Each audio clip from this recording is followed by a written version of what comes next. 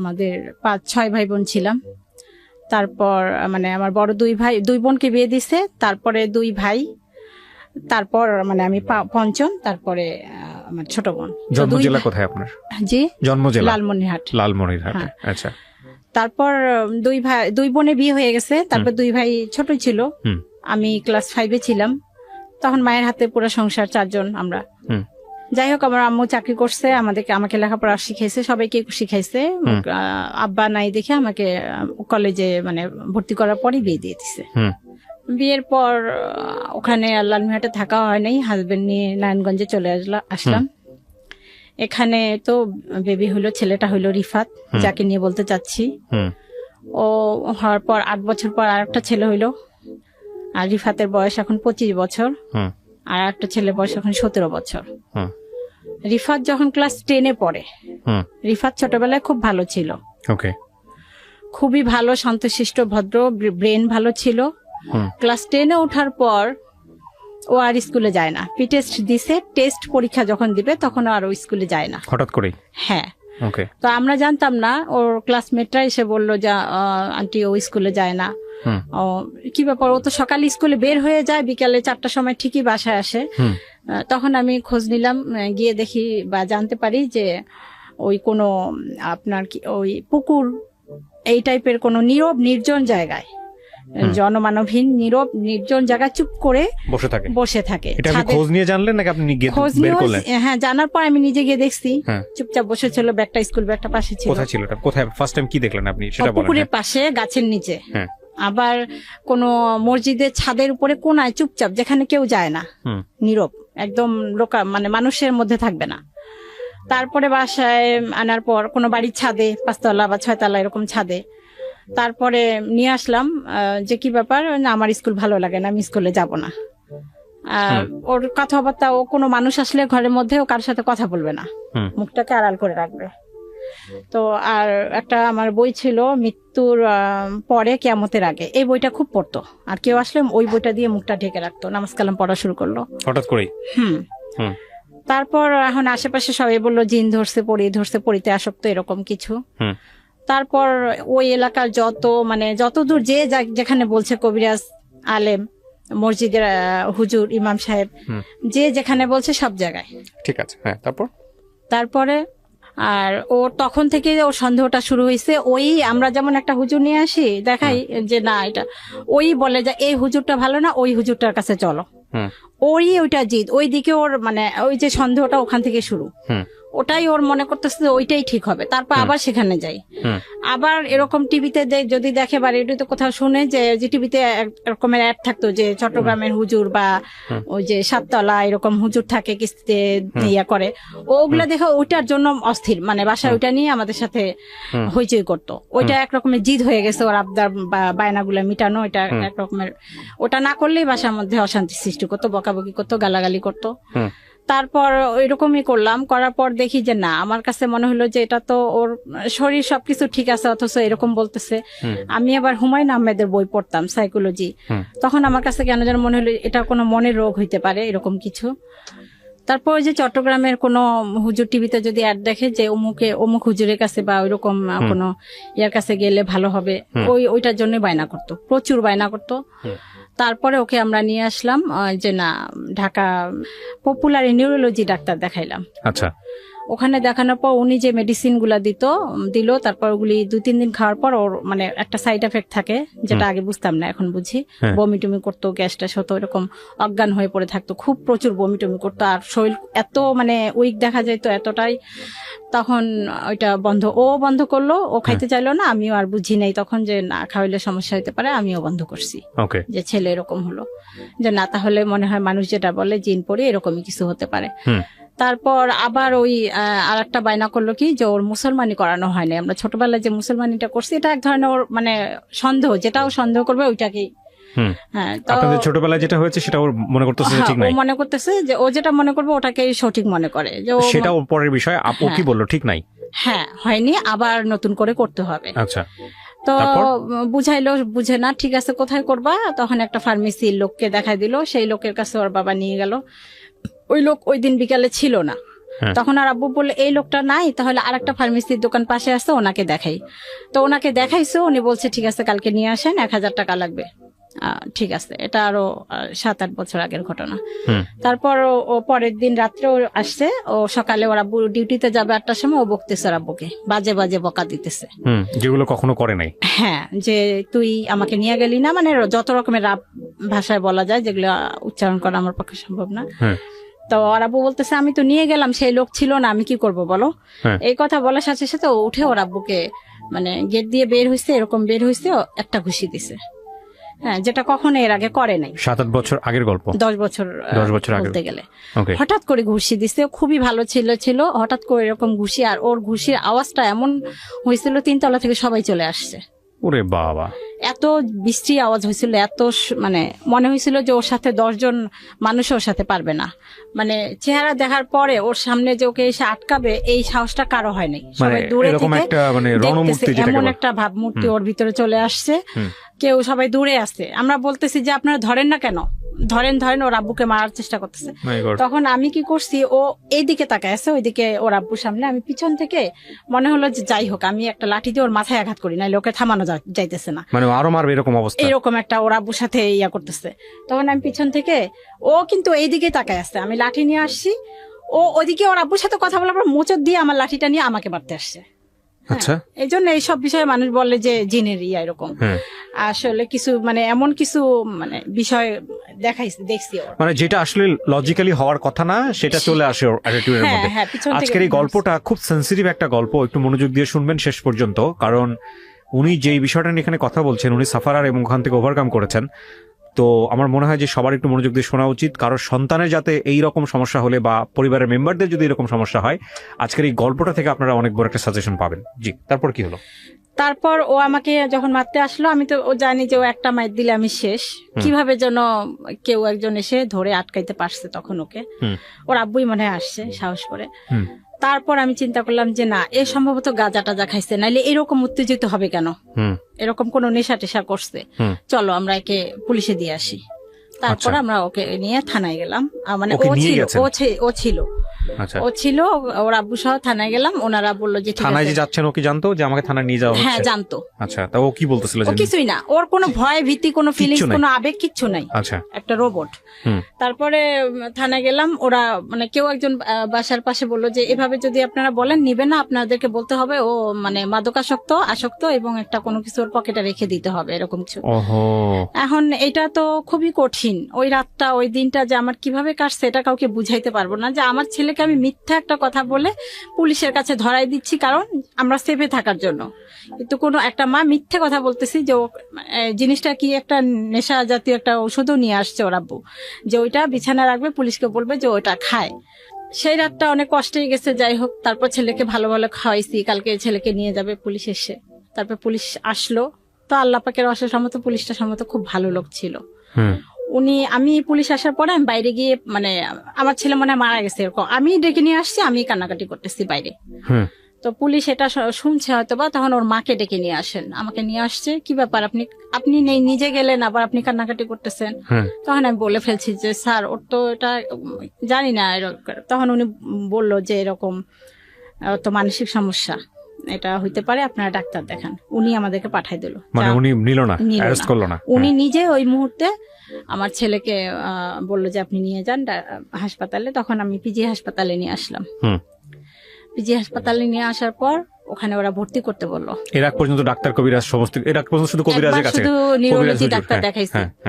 তখন ওইটা অনেক আগে, তারও 1-1.5 বছর আগে।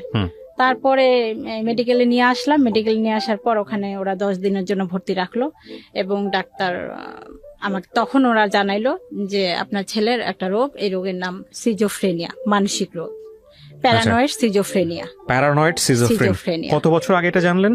জানলেও আমি তখনও বুঝি নাই যে এটা একটা রোগ। আমার কাছে ভাত পানির মতোই মনে হয়েছে, জ্বর কাশি এরকমই মনে হয়েছে। এবং আপনার কাছে মনে হচ্ছে, আপনি তখনও বিশ্বাস করেছেন যে এটা এই রোগ? বুঝি নাই যে এটা এত জটিল একটা কঠিন রোগ না। কিন্তু আপনি যখন আপনাকে বললো যে সিজোফ্রেনিয়া, তখন কি আপনি এটা বিশ্বাস করেছেন যে না এটা সত্যি সিজোফ্রেনিয়া, নাকি আপনি তখনও কবিরাজি সম্পর্কেই তখন আমি জানি না, আমি জানি সেটা এটা ঠিক আছে, জ্বরের মতো, কিন্তু কাশির মতো আপনার একটা দেখেন রোগ। দুটো বিষয় এখানে, একটা হচ্ছে যে আমাদের সমাজে এরকম কোনো কিছু হলে প্রাথমিক পর্যায়ে যেটা মানুষ মনে করে জিন ভূতের কোনো না ব্যাপার আমি স্যাপার। বুঝতে পারছি যে এটা একটা মানে রোগ, এটা মনে হয়েছিল। আপনি accept করেছেন? এটা আমি বুঝে গেছি। এইটা আমি কেন বারবার জোর দিয়ে জিজ্ঞেস করতেছি, হ্যাঁ। এই একসেপ্ট করার ব্যাপারটা খুব ইম্পর্টেন্ট। কারণটা হচ্ছে বিষয়টা কিন্তু যন্ত্রণা, মানসিক যন্ত্রের একটা যন্ত্রণা। সমস্যা হলে না, আমি যদি বলি ধরেন আপনার হাতে একটা মেশিন আছে, মেশিনের কোনো একটা পার্টস নষ্ট হয়ে গেছে, আপনি যাবেন পাঁচটা লাগাবে, সঙ্গে সঙ্গে সার্ভিস দেওয়া শুরু করবে।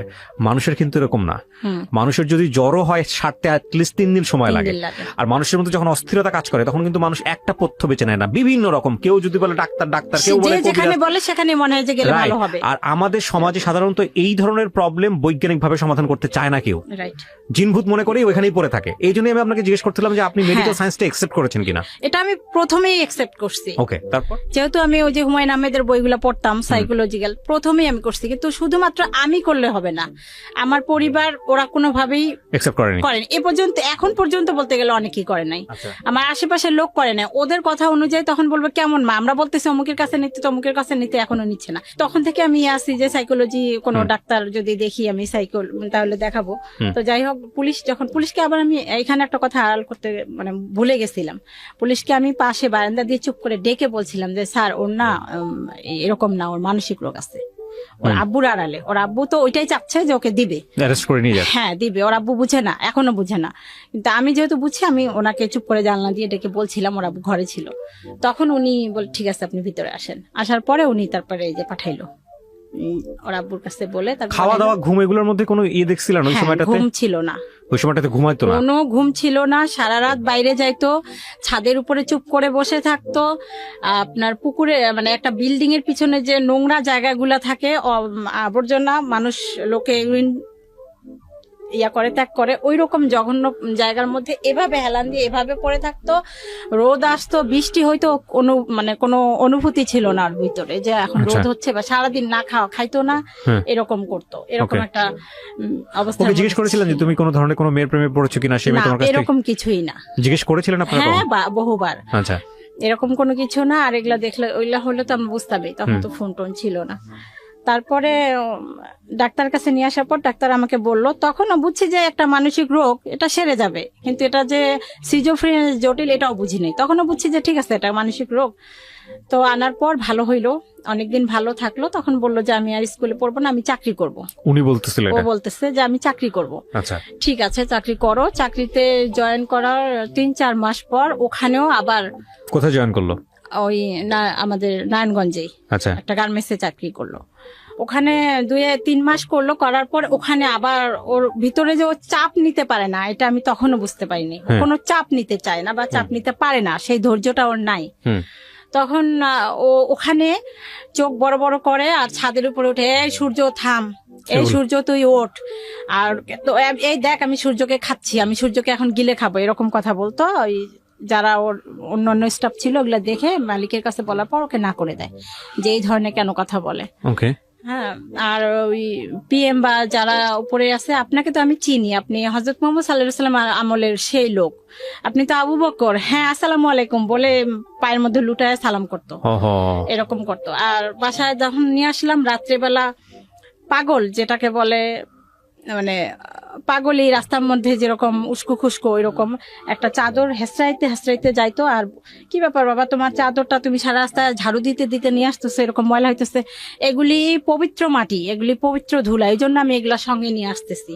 এরকম তুমি কে, তোমাকে তো আমি চিনতেছি না, তুই কে রে? ওর ভাইকে বলতেছে, ওর বাবাকে বলতেছে তুই কে, আমাকে বলতেছে তো ও তোমাকে আমি চিনতে পারতেছি, তুমি আমাকে জন্ম দিছিলা, এই জন্য তুমি সেই হিসাবে তুমি আমার মা, তুমি আমাকে এই পৃথিবী জন্ম না, তুমি আমাকে এই পৃথিবীতে আনছো, এই জন্য তুমি আমার মা, তা তোমাকে আমি ছাড়বো না, চিন্তা করো না, তোমাকে আমি জান্নাতে নিব।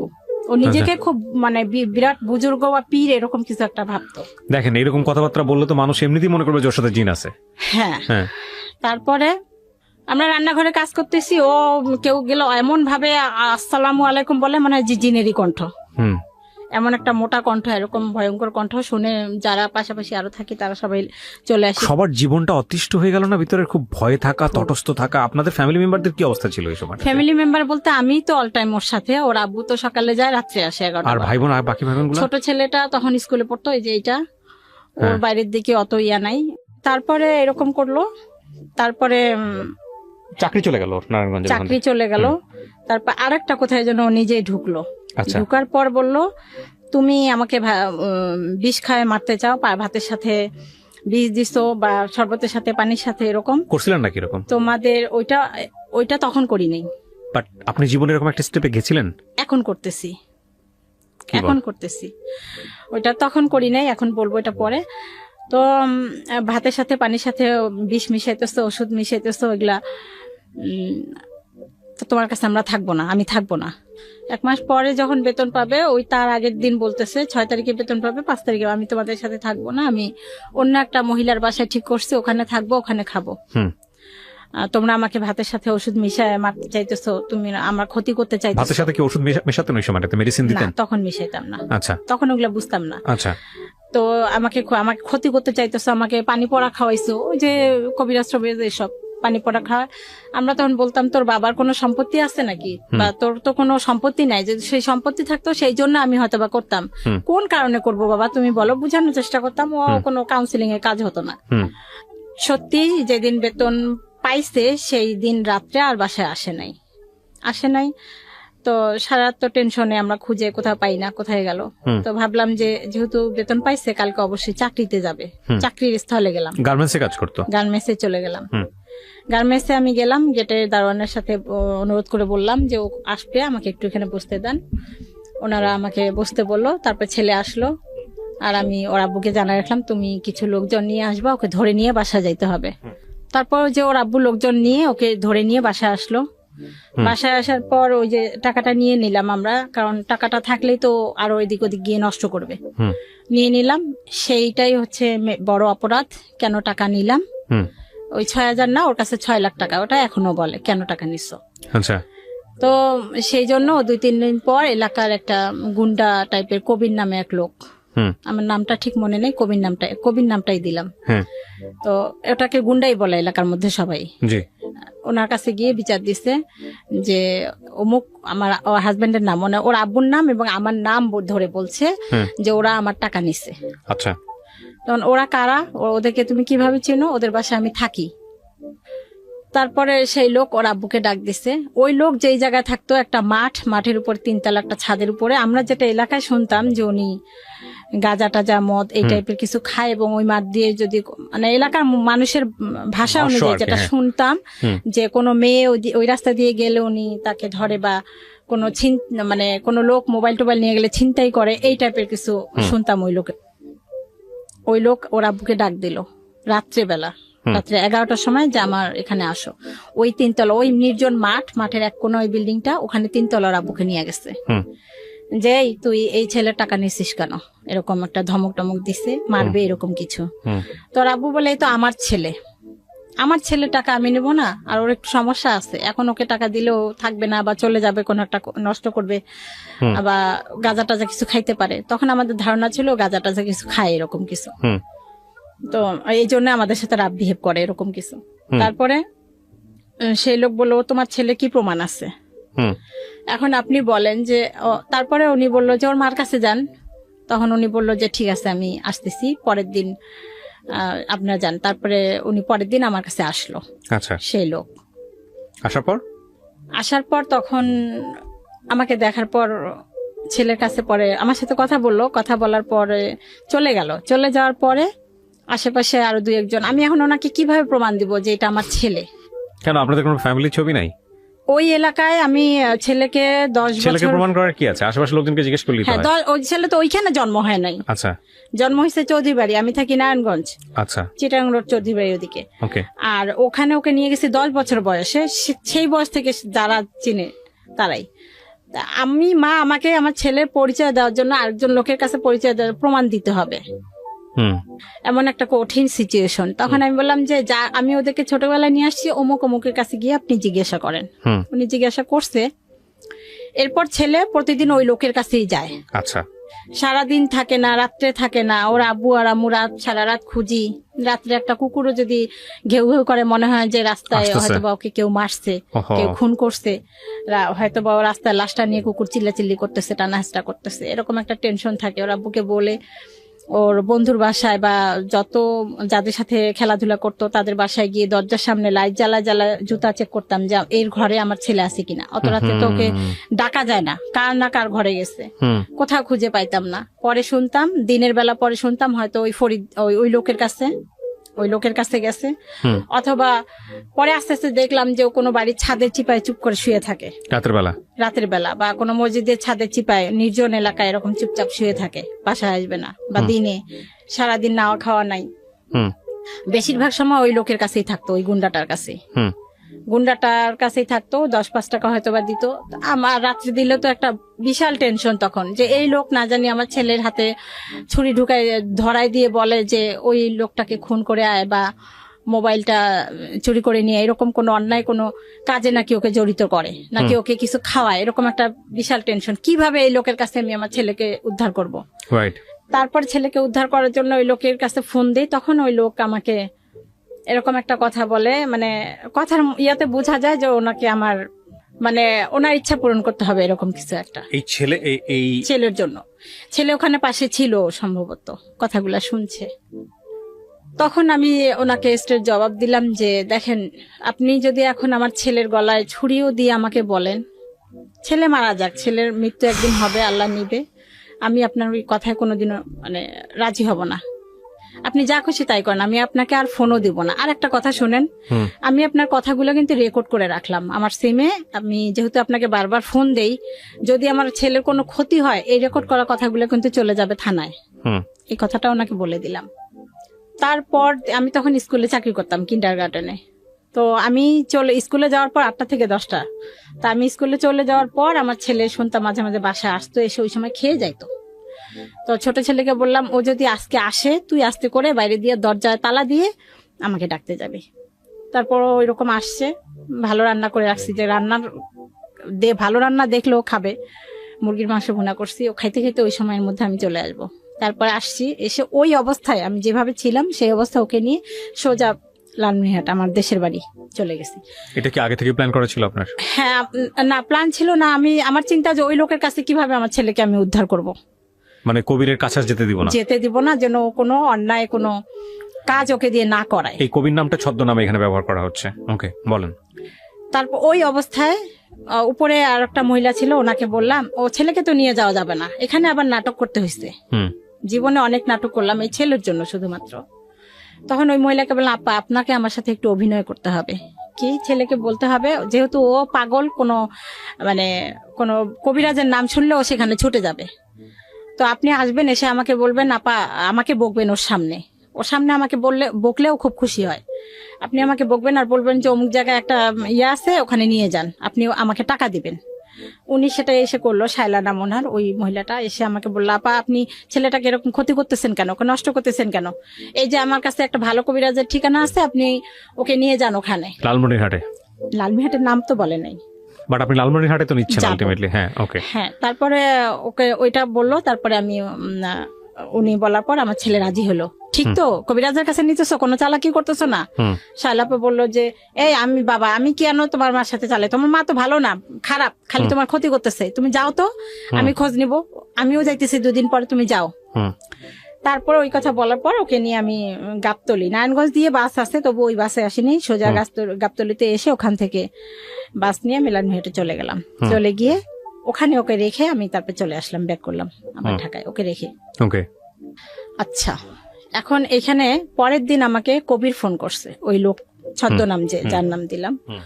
হ্যাঁ, আপনার ছেলে কি অবস্থা, এখন যে ফোন দেন না, আপনার ছেলে যে খোঁজ খবর নেন না। তা বললাম, না আপনি তো, উনি এখন এটা জানে না যে আমার ছেলেকে আমি রেখে আসছি, আমার ছেলের খবর নেওয়ার জন্য উনি আমাকে হিসাবে ব্যবহার করছে। তখন আমি বলছি যে আপনি যা খুশি তাই করেন, আমার ছেলেকে আমি আনতে যাব না। তো উনি পায় নাই আমার কাছে, আমি ছেলে আসা ছেড়ে দিয়েছি। ওইরকম ছেলে আমার দরকার নেই, যে আপনার মতো একটা গুন্ডার কাছে গিয়ে থাকতে পারে, আর আপনার মতো গুন্ডা এই ধরনের কথা আমাকে বলতে পারেন। আমি ছেলেকে ছেড়ে দিয়েছি, আপনি যা খুশি তাই করেন। তারপর অনেকদিন পর, কয়েক মাস পর আমার ছেলেকে নিয়ে আসা হইলো ওইখানে। কার কাছে ছিল? লালমনিরহাট আমার মায়ের কাছে ছিল। ওর কি ধরে বেঁধে রাখতে হইতো? তখন মাঝে মাঝে ও ভালো হয়ে যাইতো, অটোমেটিক ভালো হয়ে যাইতো মাঝে মাঝে, খুব নর্মাল আচরণ করতো, নর্মাল আচরণ করতো। মা আর একটা বিষয়, ও বাইরের কারোর সাথে কোনো খারাপ কখনো করেনি, কখনো এ পর্যন্ত করে নাই। ইন্টারেস্টিং। তারপর হ্যাঁ, অন্যান্য এই সিজোফ্রেনিয়া অন্যান্যরা করে, কিন্তু এর বেলায় সেই জিনিসটা এখন যায় নাই। তারপরে ওখানে মার কাছে রাখার পর মা মনে হয় কবিরাজ টবিরাজ দেখাইলো, দেখার পর ওখানে কবিরাজ বলছে ওর সাথে 3টা শয়তান আছে, একটা ভালো শয়তান, একটা খারাপ শয়তান, এরকম নানান কিছু। তারপরে আসলো বাসায়, কিছুদিন ভালো ছিল। তারপরে আবার ঢাকা মেডিকেলে ডাক্তার দেখাইলাম, ওখান থেকে আবার ট্রিটমেন্ট করলাম, করার পরে আবার ভালো হইলো। ও বাসায় আসার পর, লালমিয়া থেকে ঢাকায় আসার পরে আবার অসুস্থ হয়ে গেল, আবার সে আগের মতো। তারপর আবার ঢাকা পিজি হাসপাতালে নিয়ে ট্রিটমেন্ট করলাম। ট্রিটমেন্ট করার পর আবার সুস্থ হইলো, মানে কিছুদিন ট্রিটমেন্ট করলে ভালো থাকে, আবার কিছুদিন পর ও যখন ভালো হয়ে যায় তখন আর ওষুধ খাইতে চায় না। আমি ভালো হয়ে গেছে, আমি ওষুধ খাবো কেন।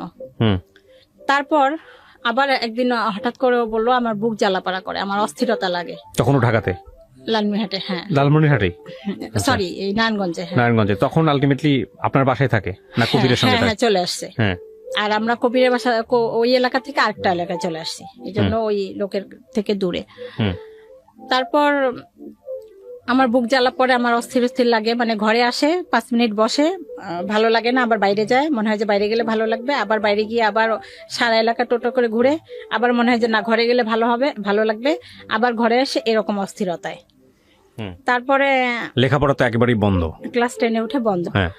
তারপরে একদিন ওকে আমি বললাম কি আমার সিমটা বিকাশ করতে হবে, চল তো বাবা যাই, পাশেই দোকান, 2 মিনিটের রাস্তা। ওকে নিয়ে গেছি, আর ওই ছবিটা নিতে মনে নেই, বাবা তুমি ছবিটা নিয়ে আসো, এমনি নর্মাল, কিন্তু ওই যন্ত্রণার কথাগুলো বলে। আমি বিভিন্ন রকমের ফার্মেসি থেকে ফাইল টাইল এটা সেটা আইনা খাওয়াই, যে গ্যাস্ট্রিকের কারণে হইতে পারে, এরকম গ্যাস্ট্রিকের ফাইল বা গ্যাস্ট্রিকের ওষুধ টষুধ আইনা খাওয়াইতেছি, কোনো কমতেছে না, এরকম সবসময় বলতেছে আমার কেন জানি বুকে জ্বালা পড়া লাগে। তো ও এরকম বলতেছে যে বুক জ্বালা পড়া করে অস্থিরতা লাগে, এর মধ্যে চলাফেরা করতেছে, খাচ্ছে, ঘুমাচ্ছে। তো আমি তো ওই যে ডাক্তার ফার্মেসি থেকে ওষুধ টষুধ এনে খাওয়াচ্ছি, যে বুক জ্বালা পড়া করে কিসের। তারপরে একবার হাসপাতালেও নিয়ে গেলাম ডাক্তারের কাছে, যে এটা ফিজিক্যালি কোনো সমস্যা হইতে পারে। সেখান থেকেও গ্যাস্ট্রিক ওষুধ টষুধ দিল, পেট ব্যথার ওষুধ দিল, কিছু হচ্ছে না। ওই নর্মাল ভাবেই চলাফেরা করে, কিন্তু ওই কথাগুলা বলে আমার ভালো লাগে না, অস্থির লাগে, আমার কেমন জানি লাগে, অস্থির অস্থির। তারপরে আমি ওকে নিয়ে যখন সিমের দোকানে গেলাম, ও বললো যে ছবি লাগবে, ছবি নিতে বাসায় আসছে। আসার পরে ও গোসল করেই 3 তলায় ছাদের উপর উঠে লাফ দিছে সুইসাইড করার জন্য। লাফ দিয়ে দিয়েছে? বুঝলেন কিভাবে আপনারা? আমি তো দোকানে, আশেপাশের লোকেরা বুঝছে, তারা চলে আসছে, আর আমি দেখলাম যে ছেলে এখন আসতেছে না কেন, তখন আমি বাসায় আসার জন্য পা বাড়াইছি। তারপর তখন কেউ একজন ছুটে গিয়ে আমাকে রাস্তাতেই বললো যে ও 3 তলা থেকে লাফ দিছে। 3 তলা থেকে লাফ দেওয়া কত কিছু হইতে পারে। এক্স্যাক্টলি। আপনি কি করলেন? আমি গিয়ে আর কোনো সুযোগ পাইনি। খবরটা পাওয়ার পর আপনি কি দেখলেন? আপনি কি করছেন? আপনার চোখে কি দেখছেন ওটা বলেন। আমি গিয়ে দেখি ওকে লোকজন ধরে তুলছে, ও এইভাবে দাঁড়ানো আছে, ওর এই থুতনিটা ফেটে গেছে, রক্ত। তখন আমি কান্না করি নাই, যে আমি যদি এখন কান্না করি আমার ছেলে এখন কেউ নাই, কে যাবে, কে ট্রিটমেন্ট করবে। আমি কান্নাটা কেমন যেন আল্লাহ পাকে আমার ভিতরে মানে একটা শক্তি বা সাহস দিচ্ছে। দেখি কেউ একজন বেবি ট্যাক্সি নিয়ে আসছে, আমি ওকে সহ উঠলাম, আমার সাথে যাওয়ার মতো কেউ ছিল না ওই সময়। রুমে সম্ভবত 3000 টাকা ছিল, ওইটা নিয়ে পপুলারে চলে গেলাম। ওখানে গিয়ে কান্নাকাটি করতেছি, স্যারের পাও ধরতেছি যে স্যার কিছু একটা করেন, দেখেন কি হয়েছে, কত দূর, কতটুকু কি হয়েছে, এটা আমাকে বলেন। ওনারা সবকিছু পরীক্ষা করলো, একদম আল্ট্রাসাউন্ড, এক্সরে, পায়ে X ray, total body check up করার পর বললো যে ওর পাটা গেছে। পা গেছে? পায়ে কি হয়েছে? পা ভেঙে গেছে, পায়ের হাঁটুর উপর থেকে আপনার ওটাকে কি বলে, হিপ পর্যন্ত, হিপ পর্যন্ত এই জায়গাটা ভেঙে গেছে, ভেঙে এরকম ছুরির মতো হাড্ডিটা এরকম হয়ে গেছে। আচ্ছা। উনি বললো 1 লাখ বা তার উপরে লাগবে অপারেশন করতে। তখন আমার কাছে 1 টাকাও নাই, আর 3000 টাকা পরীক্ষাতেই লেগে গেছে। তারপরেও ওকে আমি নিঃশ্বাস বন্ধ করে, যে না একটা সিএনজি, তখন অতক্ষণে ওর আব্বু চলে আসছে, ওকে নিয়ে বললো তাহলে আপনারা যদি টাকা নাই তাহলে পঙ্গুতে নিয়ে যান। পঙ্গুতে আসলাম। পঙ্গুতে আসার 1 মাস, এটা যেটা বলতে চাচ্ছিলাম, যেহেতু সময় নাই, পা ভেঙে গেছে, ওর সেই ফিলিংসটা তখন নাই। ও একটা মানসিক রোগী, ওর সেই যন্ত্রণাটা নাই। ওর পা ভেঙে গেছে, ওকে পায়ের এইখানে রড দিয়ে এখানে বের করে এরকম একটা রড দেওয়া হয়েছে। সেই রড দিয়ে আমি যদি টয়লেটে যাইতাম, এসে দেখতাম ও ফ্লোরের মধ্যে হাঁটাহাঁটি করতো। ওরে বাবা, ওর ভিতরে কোনো যন্ত্রণা নাই। এইটা দেখে অন্যান্য যাদের হাত পা ভাঙ্গা পঙ্গু হাসপাতাল সমস্ত রোগী গোল হয়ে দাঁড়াইতে যেন কোনো সার্কাস দেখতেছে। ওরা মাথায় আশ্চর্য হয়ে যায় যে এরকম পায়ের মধ্যে রড নিয়ে এরকম মানে পা ভাঙ্গা একটা ছেলে সে পাটা হাঁটতেছে। নেড়বেড় করতেছে এরকম, সেইটা নিয়ে ও খোঁচায় খোঁচায় হাঁটতেছে। ও মাই গড। মানে ওর ওইটার কোনো যন্ত্রণা নাই। আচ্ছা, ডাক্তার যখন আপনাদেরকে বলে দিল দিস ইজ প্যারানয়েড সিজোফ্রেনিয়া, তখন বুঝি নাই আমি। এরপরে ট্রিটমেন্ট ওনার তত্ত্বাবধানে ট্রিটমেন্ট করেন নাই আপনারা, নাকি ওই বলা শুনেই শেষ? না ট্রিটমেন্ট করছি। ওই যে এই রোগ তো কিছুদিন আসছে, শুধু জাঙ্গিয়া পড়ে। আর আমরা তো ওই নতুন বাসায় গেছি, তো এলাকার সবাই কোন বাসায় গেল খোঁজ পায় না। তারপরে কোনোভাবে কেউ আমার নাম্বার দিছে, ফোন দিছে যে আপনার ছেলেকে এসে দেখে যান। এসে দেখি এরকম সব মানুষ জড়সড় হয়ে দেখতেছে, ভিডিও করতেছে, কেউ কেউ মজা নিতেছে। আর ওর পাশে কেউ যাওয়ার সাহস নাই, সবাই ভয় পায় দূর থেকে। ধরতে পারবে কি, ধরার মানে সবাই ওকে ভয় পায়, কিভাবে ওকে ধরবে, কিভাবে আমার কাছে নিবে। ওর আব্বু আর আমি অনেক কষ্ট করে বাসায় নিয়ে গেলাম। নিয়ে যাওয়ার পর তখনও বুঝে নেয় ও কোন ইয়াতে গেছে, কেন এটা হলে এখনো বুঝি, আজও জানি না। বাসায় নেওয়ার পর ও যখন রাত্রে বিছানা থেকে নেমে টয়লেটে যাবে, ও যেভাবে পাটা দেওয়ার দরকার অন্যভাবে পাটা দিয়ে ধাম করে ওয়াল শোকেসের উপর পড়ে ওয়াল শোকেসের গ্লাসগুলো ভাঙলো। ইচ্ছা করে ভাঙে নেই, কিন্তু পড়ে গেছে। অ্যাবনর্মাল, ওর শরীর একদম লুজ হয়ে গেছে। আবার আমরা ধরতে যাই, শুধু এইটুকু মনে আছে আমাদেরকে এইভাবে বলতেছে সর, মানে আওয়াজও বেশি একটা না, মুখ জড়ায় জড়ায় কথা বলতেছে। আবার ও অন্যদিকে হাঁটতেছে, যেদিকে বাথরুম সেদিকে না গিয়ে অন্যদিকে হাঁটতেছে, সেখানে পড়ে যাচ্ছে। ড্রেসিং টেবিলে পড়ে ড্রেসিং এর গ্লাসগুলো ভেঙে ফেললো। তারপর জোর করে ধরে যখন বাথরুমে নিলাম, ওই কলের পরে কলটা ভেঙে ফেললো। তারপর নিয়ে আসলাম, তখন বললাম যে ও তো খাইতে দিলাম, ও খাওয়া এখানে ভাত, ও অন্য জায়গায় হাত দিচ্ছে। তখন মনে হলো মানে ওর ব্যালেন্সটা নাই, ছেলের চোখগুলাই চলে গেছে, এরকম মনে হচ্ছিল। চলেই গেছিল তখন প্রায়, মানে ও চোখে কিছু দেখে না। আচ্ছা, আপনি আজকে কথার মাঝখানে একবার বলে ফেলেছেন যে মাঝখানে মনে হতো যে ওকে সুইসাইড করার জন্য বা ওকে মেরে ফেলার জন্য কোনো স্টেপ নিতেন আপনারা, যেটা আপনি বলতে চাচ্ছিলেন, আপনি বলেছেন, এখানে রেকর্ড আছে। এটা আর মাথা নাড়ালে হবে না, তাহলে ব্যাখ্যা করতে হবে ঘটনাটা কি। হ্যাঁ, আমি যেটা বলছিলাম, ও যখন বলতো যে তোমরা আমাকে বিষ খায় মারার চেষ্টা করতেছো, সেই বিষটা কি, আচ্ছা, সেইটা ও যেটা সন্দেহ করছে সেই সন্দেহটা এখনো আছে, সেটা এখন করতেছি। সেটা বিষ না, সেটা ঔষধ। আচ্ছা আচ্ছা, সেটা আপনি ব্যাখ্যা করতে চাচ্ছিলেন। হ্যাঁ। তো এরকম হতো, সহ্য তো মানুষের একটা শেষ আছে। আমার নিজেরও একটা বাচ্চা আছে, আমি জানি যে এক্সট্রিম লেভেলে করলে ওর মা মাঝে মাঝে দুই একটা চল লাগাই দেয়। হ্যাঁ, এবং প্রথম দিকে আমি একদমই ওটা সাপোর্ট করতাম না, কিন্তু মাঝে মাঝে মনে হয় যে আচরণ শেখার জন্য কিছুটা প্রহার প্রয়োজন শাসন আছে, করতে হয়। আছে, নইলে একদম এক্সট্রিম লেভেলে চলে যায়, ওয়াইল্ড হয়ে যায়। কিন্তু আপনি কি কখনো গায়ে হাত তুলতেন এই যখন এরকম আচরণ করতো? মানে সেই ইয়াটাই ছিল না, ওকে ধমকও দেওয়া যাইতো না, ও 4টা ধমক দিত। মানে নিতে পারতেন, মানে ও যদি কিছু করবেন গায়ে আমরা হাত যে করবো সেই সাহসটাও আমাদের ছিল না। ওর এমন ভাবমূর্তি হয়েছে, যে মানুষ মৃত্যুর পরোয়া করে না, তাকে আপনি শাসন করে কি করবেন? হ্যাঁ, কথা তো এখানেই। একদিন আমি এই তুই এই কাজটা করলি কেন, এখানে একটা থাপ্পড় দিছি। হ্যাঁ, ও আমাকে সাথে সাথে এখানে একটা থাপ্পড় দিছে, আমার কানটা এখনো ফাটা, ভিতরে পড়া ফুটে গেছে। মানে সাধারণ কথার মধ্যেই কেন তুই আমার গায়ে হাত তুললি, আমি তখন বুঝি না যে ওই রকম এক্সট্রিম লেভেলে চলে গেছে। যাই হোক, তারপরে কি হলো? সেই রাত্রে তারপর ওই অবস্থা, তখন আমি দেখলাম যে ও চোখেও দেখে না, ওর মধ্যে কোনো ব্যালেন্স নাই। ওকে তখন ওকে আমরা বাঁধার চেষ্টা করলাম। ওর আব্বু আর ছেলে ঘুমাই গেল, একবারের মধ্যে ওর আব্বু আর ছেলে ঘুমাই গেছে। তখন ও আমাকে ওকে আমি বুঝাইতেছি, দোয়া টোয়া পড়তেছি, তখন ও আমাকে বলতেছে, আমার পায়ের কাছে বসে বলতেছে, আম্মু।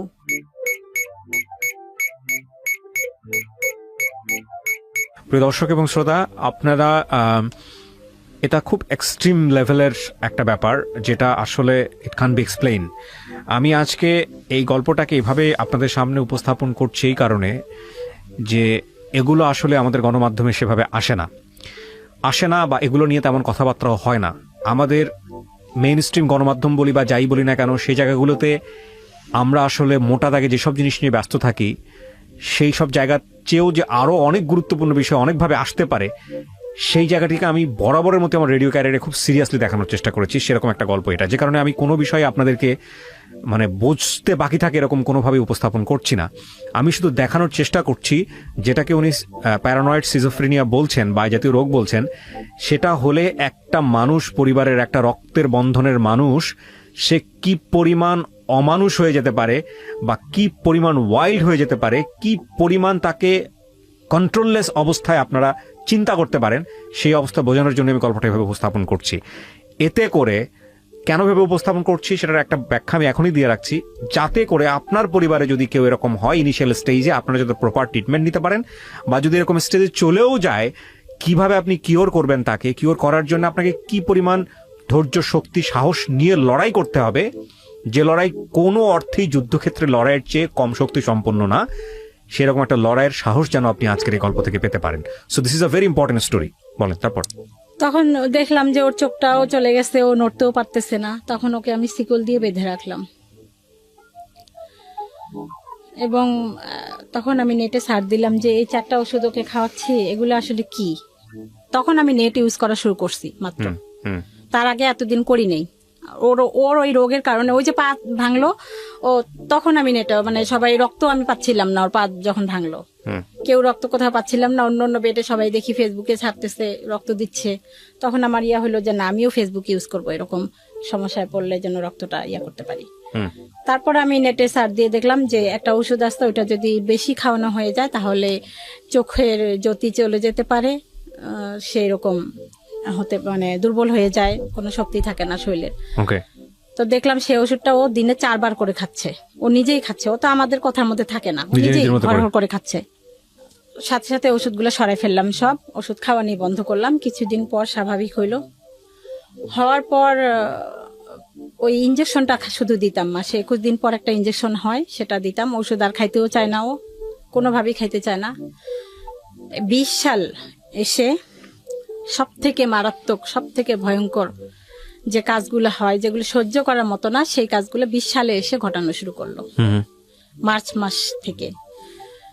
মাস থেকে ও সম্পূর্ণ, এতদিন আমরা জানতাম যে হয়তো বা গাঁজা টাজা খায় এই জন্য এরকম করে, কিন্তু মার্চ মাসে সম্পূর্ণ লকডাউনে 3 মাস ঘরে ছিল, একটা সিগারেটও খায় নাই। তারপরেও ঘরের জিনিসপত্র ভাঙচুর, এতদিন ভাঙে নাই। এখানে আরো একটা ঘটনা আমি বলতে ভুলে গেছি। ওই যে ওই বাসায় যখন এই ঘটনাটা হইলো, সেদিন পরের দিন সকালে বাড়িওয়ালা এসে দেখে আমার ঘরের জিনিসপত্র ভাঙচুর। তখন উনি ভাবলো যে নিশ্চয় ছেলেটা ভালো না, এই যে অসুখ এটা বুঝে নেই, আবার শিকলে বাধা, আপনি আজকে এই বাসা ছেড়ে চলে যান, আপনি কেন আসছেন, বা ছেলের এই রোগ আছে আপনি কেন গোপন করছেন, ছেলে তো গাঁজা টাজা খায়, আজকে এই মুহূর্তে বাসা ছেড়ে চলে যান। এখন ওই ছেলেকে আমি সামলাবো নাকি ওর টেক কেয়ার করবো, নাকি আমি বাসা খুঁজতে যাব, না জিনিসপত্র গোছাবো, এরকম একটা কঠিন পরিস্থিতি। ওটাকে অনুরোধ করলাম যে আমাকে একটু সময় দেন, উনি মানলো না, আজকেই চলে যান। পাশে কে যেন পরিচিত একজন ছিল, সে বলল যে না, এরকম ছেলেটার এরকম সমস্যা।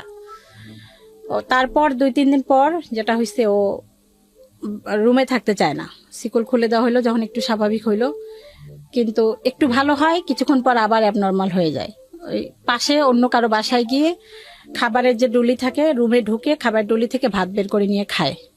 ওর ধারণা ওইটা আমাদেরই ঘর, কিন্তু ওই যারা ওই বাড়ির লোক তারা মনে করছে যে ও কোনো মানে কি বলে ওগুলাকে, ছিনতাইকারী বা কোনো কিছু হইতে পারে, মানে চুরি টুরি করে যেগুলি, এরকম কিছু চোর টোর হইতে পারে। ওকে ধরে মারধর শুরু করছে। তারপরে পাশে একটা পরিচিত লোক, ও আরই ওকে মারতেছে কেন, ওর তো সমস্যা আছে, উনি বুঝছে, যার যে পরিচিত লোকের চোখে। তখন ওই লোকে ওকে ছুটায় আমাদের বাসায় নিয়ে দিয়ে আসছে। ওকে আমরা আটকায় রাখতে কোনোভাবেই পারি না। তারপর 20 সালে এসে যে এরকম মারাত্মক অবস্থা, ভাঙচুর করে, আমাকে বলে তোকে বটি দিয়ে টুকরা টুকরা করে মেরে ফেলবো। মানে খুব ভায়োলেন্ট, খুবই মানে অস্বাভাবিক আচরণ হয়ে গেছে।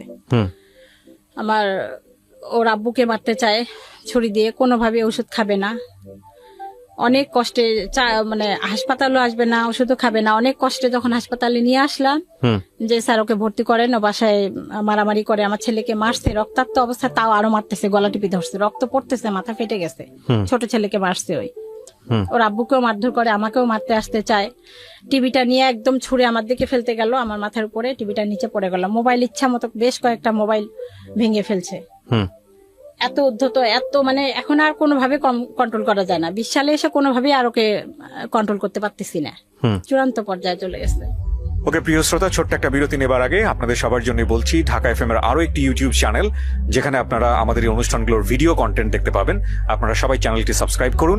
আমাদের চ্যানেলটির ঠিকানা হচ্ছে www.youtube.com/ilovedhakafm। আমার এই অনুষ্ঠানগুলোতে যদি আপনি অংশগ্রহণ করতে চান, আমাদেরকে ফোন করবেন। আমাদের ফোন নাম্বারটি হচ্ছে 09611904904। আমি আবারও বলছি 09611904904। ওকে, ছোট্ট একটা বিরতি। জীবন গল্প।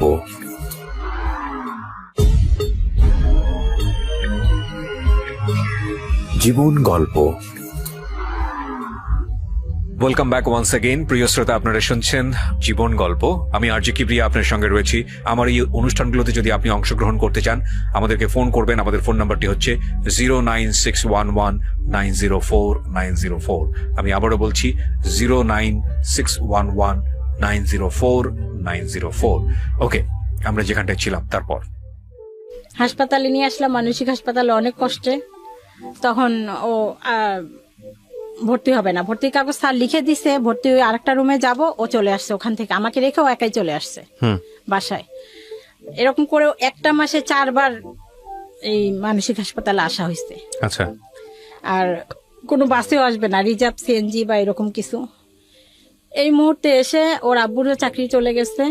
আমি আমার প্রাইভেট টিউশনি কিছু করতাম, সেগুলো বলতে গেলে স্কুল বন্ধ থেকে বাদ। আমরা একেবারেই বলতে গেলে পথে নেমে গেছি। তারপরেও নিজেরা যেভাবেই চলি, যেভাবেই খাই, ছেলের ট্রিটমেন্টের জন্য অনেক কষ্ট করে এদিক ওদিক টাকা ঋণ করে ওকে মানসিক হাসপাতালে ভর্তির চেষ্টা যখন 4 বার আসা যাওয়া করলাম, কোনোভাবেই হলো না। আর ওর আরো একটা জিদ যে আমাকে ফার্মেসি থেকে এই ফাইলটা এনে দাও, 300 টাকা 400 টাকা 500 টাকা, এই ফাইলটা এনে দাও, এটা খাবো, এটা 2 দিন খাই, আবার এটা এনে দাও। প্রচুর টাকা, প্রচুর ঋণ হয়ে গেল।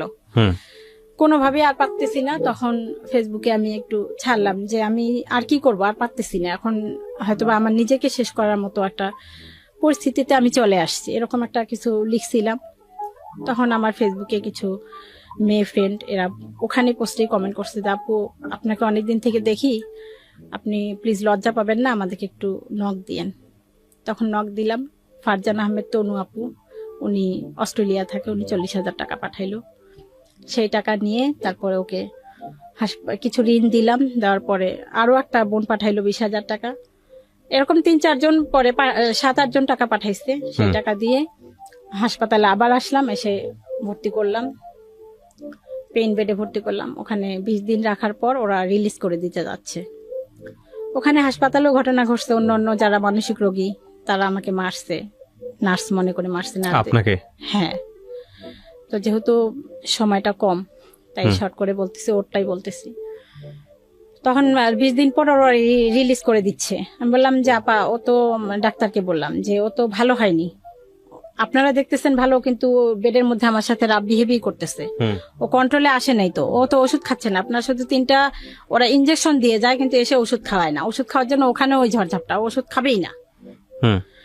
ওর বাসাতে তখন এই যে লাস্ট এই যে এই আসে, তুমি পানির মধ্যে আমি ওষুধ মিশাইছি, ভাতের মধ্যে ওষুধ মিশাইছি, পাতিল ভরা ভাত সব বাইরে ফেলে দিত, পাতিল ভরা মাংসের তরকারি সব বাইরে ফেলে দিত। মানে তখন ওষুধ মিশিয়ে মিশিয়ে খাওয়াতেন? না, তখন খাওয়াই নেই। আচ্ছা। তখনও খাওয়াইনি, তখন ওইটাও বুঝিনি, ফেলে দিত। ওর সন্দেহ, আর এতগুলা ভাত আমরা সবাই খাবো, সেটা কিভাবে আমি ওষুধ মিশাবো?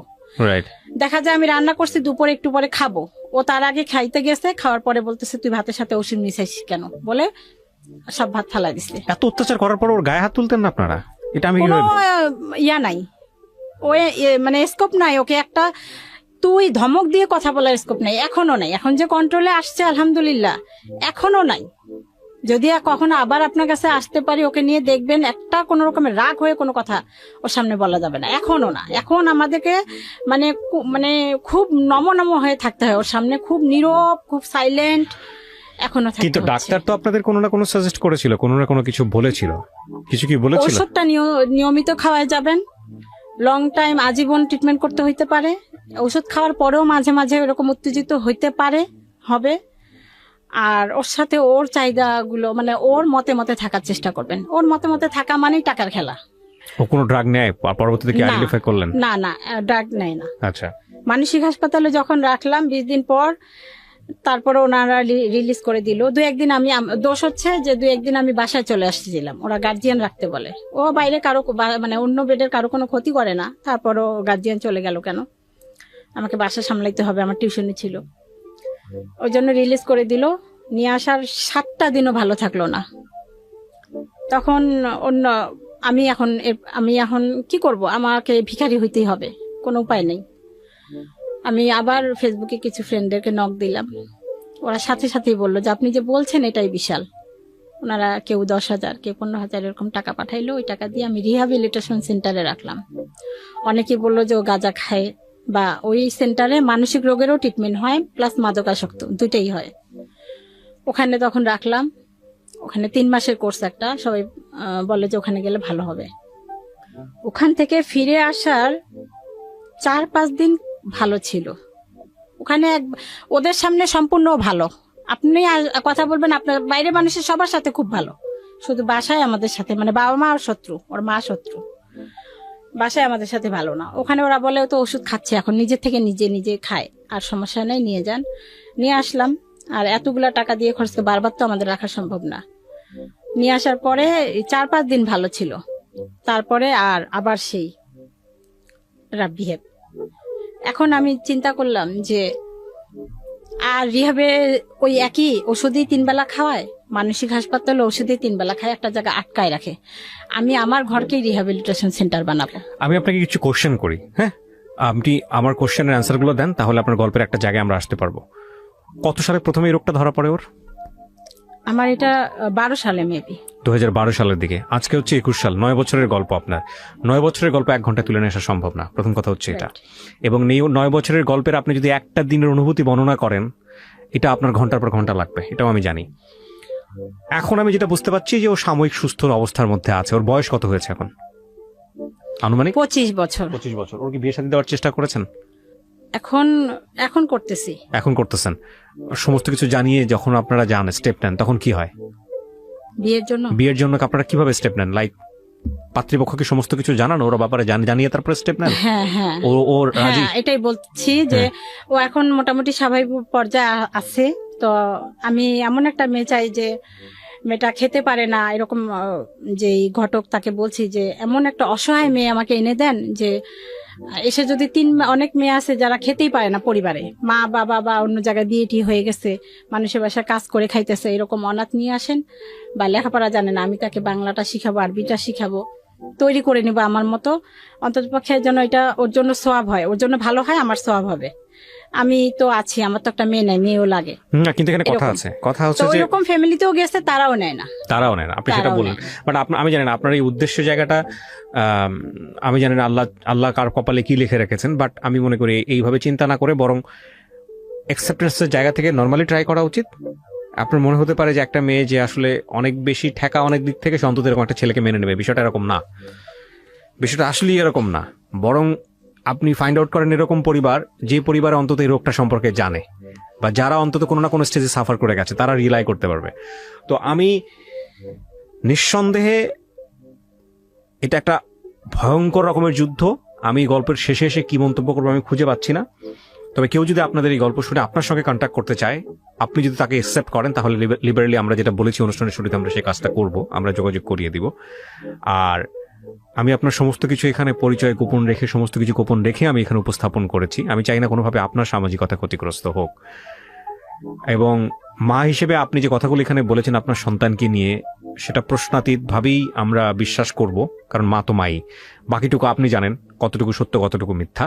তবে আপনি যে ব্যাপারটা বলেছেন যে প্যারানয়েড সিজোফ্রেনিয়া, এটা যদি কেউ গুগলে সার্চ করে, ইউটিউবে সার্চ করে, তাহলে খুব ভালো করে ধারণা পাবে যে আসলে কি হয় এটা হলে। তো প্রিয় দর্শক এবং শ্রোতা, গল্পটা খুব অল্পতেই আমরা শেষ করছি। আপনারা কেউই হতাশ হবেন না, সারা জীবন জুড়েই আপনাদেরকে ট্রাই করতে হবে, এবং এই ট্রাইয়ের জায়গাটা যেন কখনোই আপনারা ছেড়ে না দেন, যদি সত্যিই মনে করেন এই মানুষটা আপনার জীবনের জন্য খুব গুরুত্বপূর্ণ। কিছু বলার আছে শেষে আপনার? আমি এটাই বলবো যে এই রোগ যদি কেউ বুঝতে পারে কোনোভাবে যে তাদের পরিবারে কারো মানসিক সমস্যা আছে, তারা কোনোভাবে যেন ট্রিটমেন্টটা ছেড়ে না দেয়।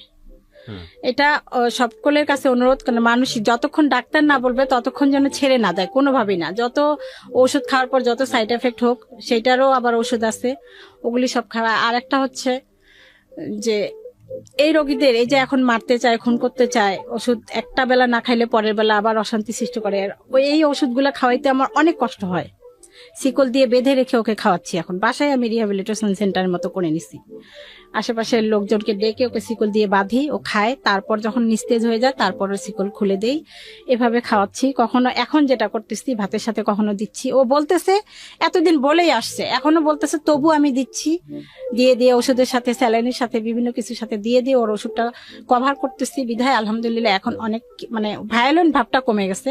তো বাকি যে নর্মাল যে আচরণগুলা, আমাকে বকাঝকা করা, আমাকে মানে খুন করতে চায়, আমাকে বকা দেয়, গালাগালি করে, এগুলি কারণ আছে। কন্টিনিউয়াসলি তো আপনি তো ওর সাথে এগুলি থাকতেছেন আছে। অ্যাটাচমেন্টের জায়গাটা। যেহেতু এই রোগের কোনো মানে এই মানসিক রোগের কোনো পুনর্বাসন কেন্দ্র বাংলাদেশে নাই। শুধু 2টা হাসপাতাল, একটা মানসিক হাসপাতাল শ্যামলীতে আর একটা পাবনায়। শ্যামলীতে তো গার্জিয়ান থাকতে হবে, পাবনায় থাকবে না। পাবনায় দিও কি, আমি আমার আশেপাশে যাদের কাছে শুনলাম, ওরা পাবনা থেকে রিটার্ন এসে আজীবন ট্রিটমেন্ট করতেই হয়, আর ওরা ওষুধেই খাবে না। তাই সরকারের কাছে, মাননীয় প্রধানমন্ত্রীর কাছে আমার আকুল আবেদন, অনুরোধ যে এই ধরনের রোগীদের বাসস্থানের জন্য যেন একটা পুনর্বাসন কেন্দ্রের ব্যবস্থা করে। তাহলে আমার মতো এরকম অনেক মানে পরিবার আছে, তারা একটু স্বস্তি পাবে। কেউই চায় না যে পাকা রাস্তার মাঝখানে দাঁড়ায় থাকতে, যে এইখানে বাস আসতে পারে, ট্রাক আসতে পারে, সবসময় একটা আতঙ্কের মধ্যে থাকতে হয় ওকে নিয়ে, কখনো কোন কাজটা করে বসবে। রাইট। একটু সময় বের করে আজকে আপনার কাছে আসছি, এর মধ্যে বারবার ফোন দিচ্ছি এবং ও ফোন দিচ্ছে। এটা আমার ভিতরে অনেক একটা টেনশন, না জানি কি করতেছে। আজকে ডাবল ওষুধ খাওয়াই আসছি এই জন্য, যেন কোনো কিছু না করে। ওকে, প্রিয় দর্শক এবং শ্রোতা, শেষ হয়ে হলো না শেষ। অদ্ভুত এক গল্প। এই গল্প হয়তো আজকে রাতে অনেকেরই ঘুম কেড়ে নেবে, তবে আমরা দোয়া করি কারো পরিবারেই যেন এরকম না হয়। যদি হয়েই যায় তবে মনে রাখবেন, জীবন একটা যুদ্ধক্ষেত্র, আমৃত্যু সেই যুদ্ধ আমাদের করে যেতে হয়, এবং কখনোই যেন আমরা নিজে